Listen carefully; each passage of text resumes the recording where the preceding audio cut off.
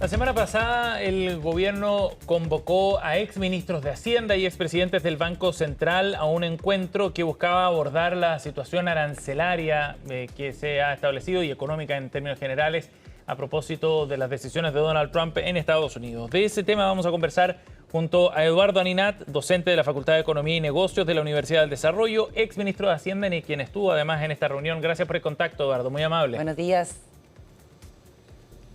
Hola Carolina, hola Sebastián, muy buenos días. Gracias por el contacto con CNN Chile. Eduardo, bueno, en el contexto de esta guerra comercial y arancelaria, lo que ha ocurrido la semana pasada es una señal bien interesante. Me gustaría que pudiera contarnos primero de su impresión sobre esa reunión convocada por el Ministerio de Hacienda. Bueno, yo creo que fue muy relevante y muy necesaria.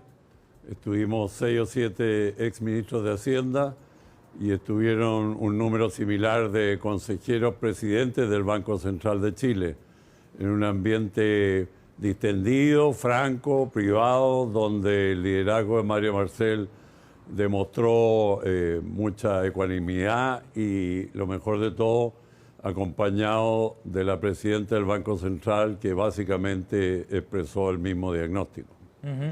Eduardo, en términos generales, ¿qué posición le conviene a un país como Chile tomar frente a esta guerra comercial? Porque si uno mira, una guerra tiene dos partes, en este caso clarísima, es una guerra comercial en este caso, pero de todas maneras es un enfrentamiento entre las economías más importantes de Estados Unidos. ¿Qué actitud debiera tomar Chile, que tiene una excelente relación comercial con China, pero que históricamente también es un socio comercial de Estados Unidos? Muy buena pregunta, yo creo que esa fue la pregunta exacta que circuló ahí en la reunión. No puedo dar los detalles, pero respondiendo directamente, yo creo que la primera noción que tenemos que tener en cuenta los ciudadanos es que hay peligro y que hay riesgo, que esta cuestión no va a ser gratis y que puede durar un tiempo. Y eso implica prevención, resguardo en Hacienda y Banco Central. Lo segundo es, usando una imagen, intentar volar debajo del radar.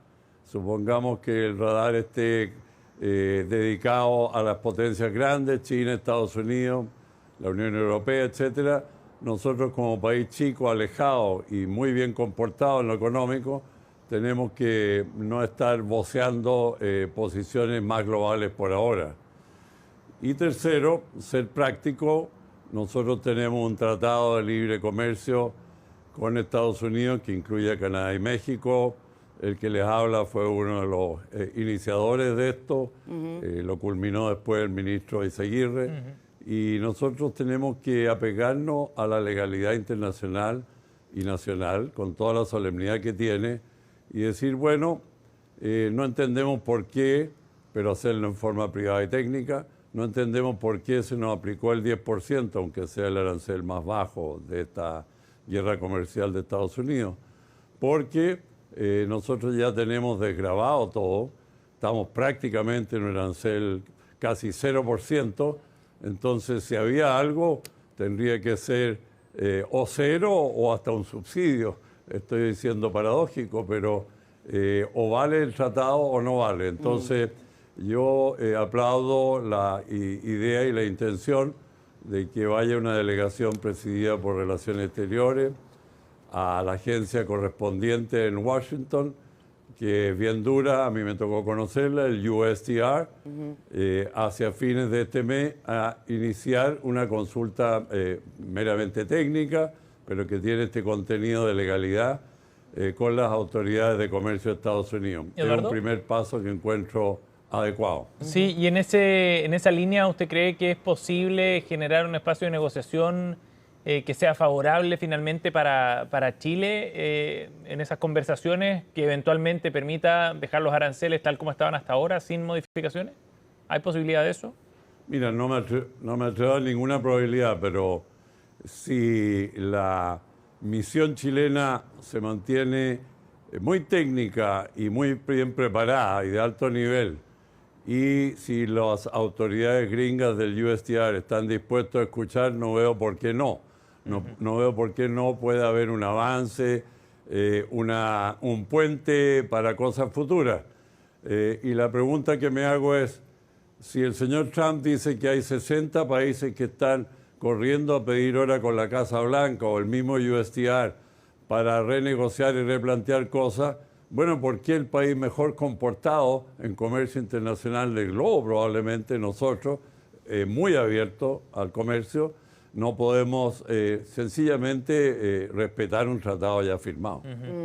Estamos conversando con Eduardo Aninat, exministro de Hacienda, sobre los efectos de la guerra comercial. Eduardo, de lo que hemos visto hasta ahora, de lo que se ha hecho efectivo hasta ahora, ¿es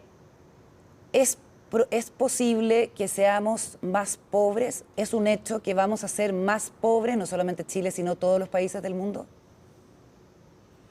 Muy buena tu pregunta. Yo creo que, como dicen ya varios pensadores clásicos en Estados Unidos mismo, adentro de los que están provocando este tema, hay un cambio de era, no podemos desconocer esto.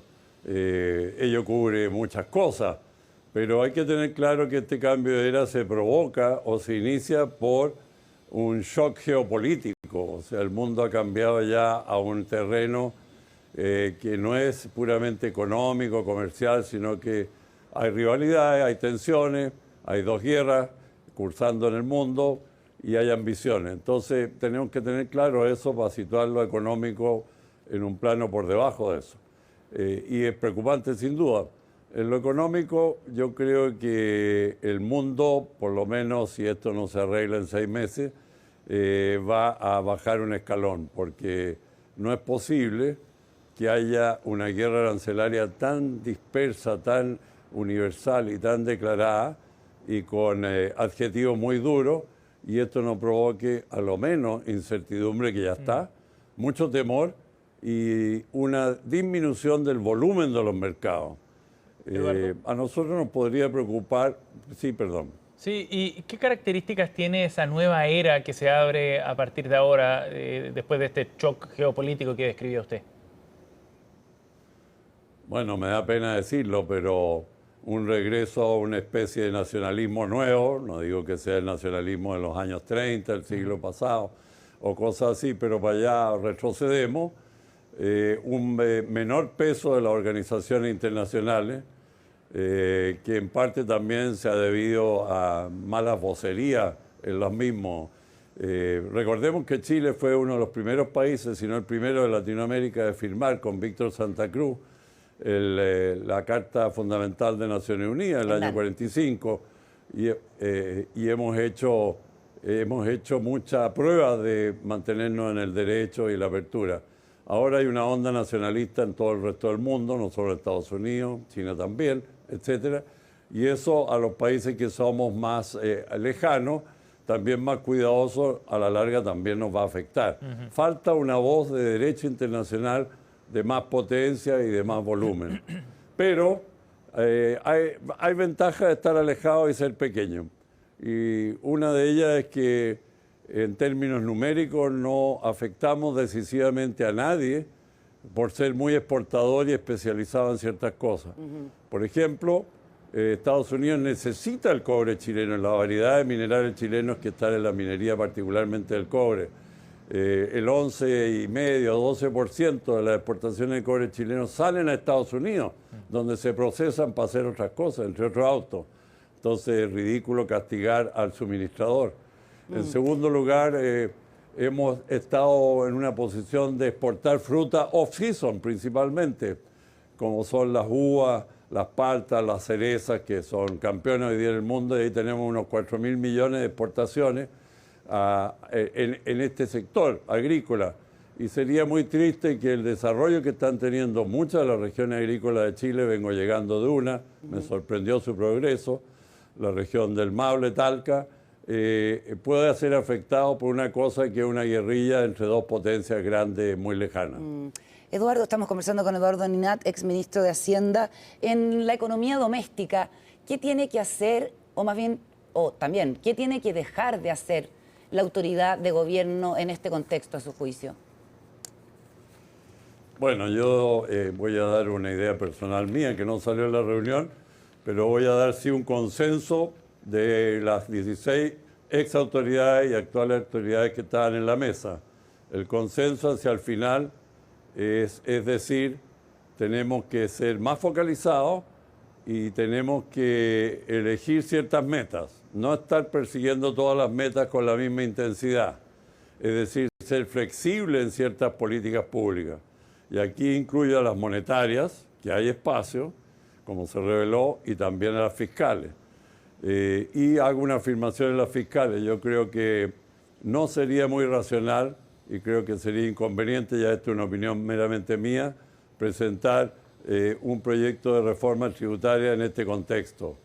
O me esperaría o simplemente lo dejaría para una próxima administración. Entonces tenemos que ser flexibles en lo monetario y fiscal, priorizar lo más importante, que ya voy a decir qué es, y postergar reformas que solo van a distraer a la opinión pública y a las autoridades, que tienen mucho trabajo por la crisis. ¿Cuál es para mí la prioridad personal más importante que trascendió también en otros? Para mí es el empleo. No me importa sacarme la mejor nota mundial en inflación, que siga cercana a 4, 3, 8. Lo que me importa más es que el empleo formal, que tenga productividad, mejor pagado y con protección, ese se mantenga firme y pueda crecer.